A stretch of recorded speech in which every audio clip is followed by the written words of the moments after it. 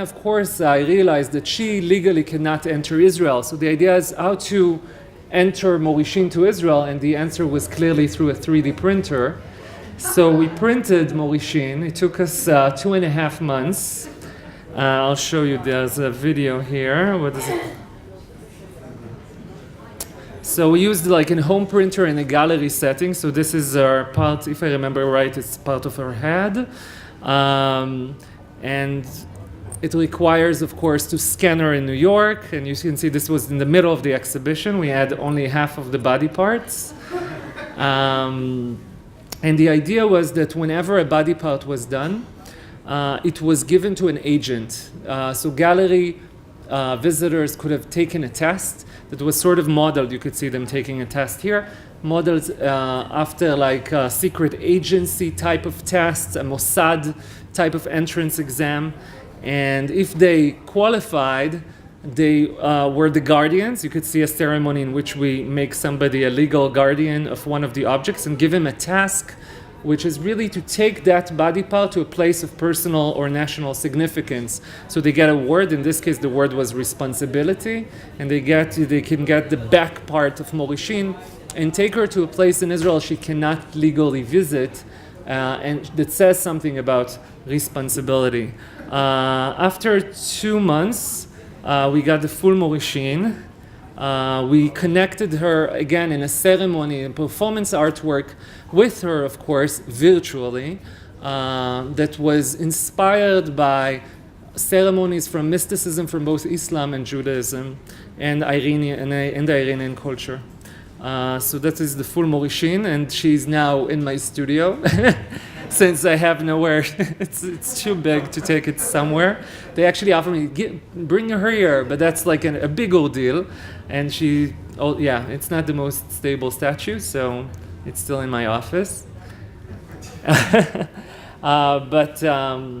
But she was with us, at least virtually, throughout this entire project. And the idea, officially, just like an anecdote, officially she never agreed to do anything in Israel. She does not want her works to be displayed in Israel. However, this project was considered by her as a subversive attempt. It's almost a viral, a hackery thing to do, and I think it was a great, interesting way to collaborate and also to say something about borders in the digital age. This is the festival I'm curating. So this is how it looks, and you are more than welcome to visit. I don't have the dates for 2019 yet, but it will probably be end of November, so around this time, so you could experience how lovely it is in the end of November. And so you could visit, but please check out this link that will be updated with more details as we will know them. I just want to finish. If you heard about this story, so this story made a lot of news. So actually, this was a week before our festival this year. An AI portrait created by the GAN algorithm, the same algorithm that you've seen the portraits come from. This was trained, I guess, on classical works. Was basically auctioned off at Christie's for almost $500,000. And the interesting thing about this story is that this was created and trained by a guy who didn't get a shekel, didn't get $1. So this guy trained a neural network, again, the GAN algorithm, through the GAN algorithm. He trained it, he posted it on GitHub, and then some, I think, French collective saw it, downloaded the files, kind of reran the program with their specific, variables, might have done pretty much the same thing, and then chose one, and then auctioned it off, and it got $500,000. And the questions of authorship, of course, come to play here, because there's a lot of possible artists, right? There's the programmer, there's the inventor of the algorithm, which is another guy. There's the Curator collective who chose this picture and created this and gave this to Christie's. And of course, there's maybe this metaphysical AI authorship or artist that might have been the real artist behind this work. I just want to say that I think what we see in scientific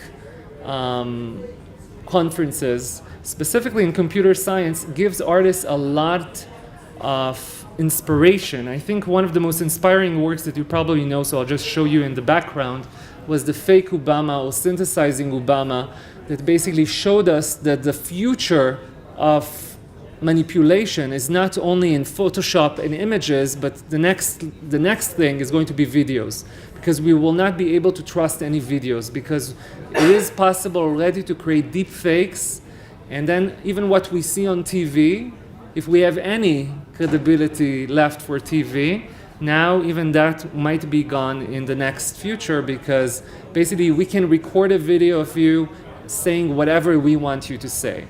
And this is, of course, I've created a genre of artworks. The most famous protagonist is Nicolas Cage, the actor.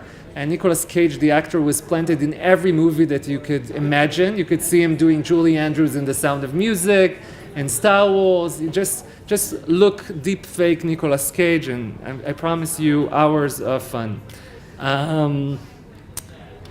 Maybe I'll show you just two more examples. So this is called the electronic curator.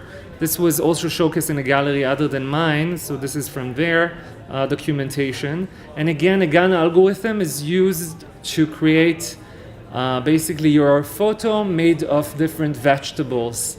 Kind of reminiscing I don't remember the artist's name, Archie something.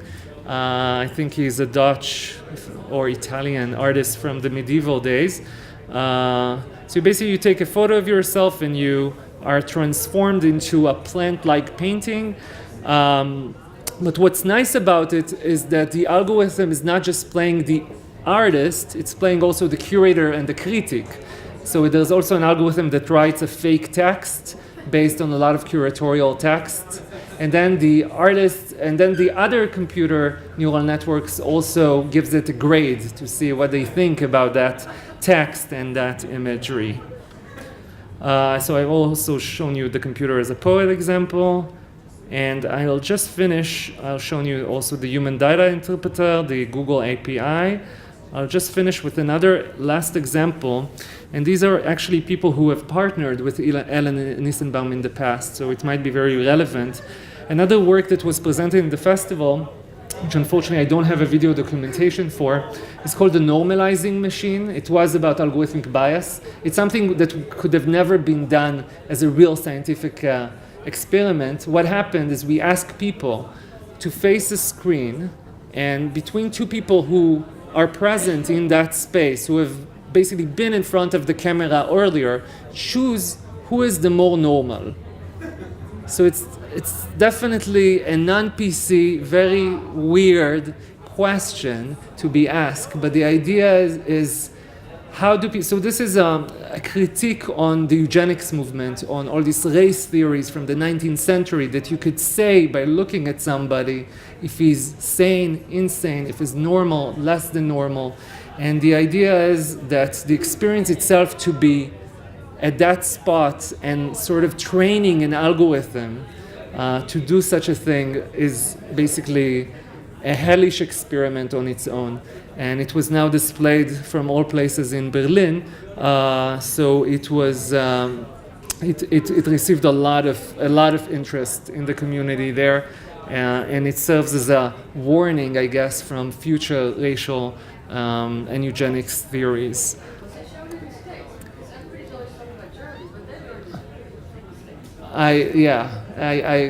So it will be shown. It will be, I think, displayed in the States later this year. So this work travels quite often. So if you want to be in touch and you want to hear more about AI and art, I also research other things. I'm a social scientist by training, but this is really a passion project of mine. You're welcome to check the entire festival website. Thank you very much.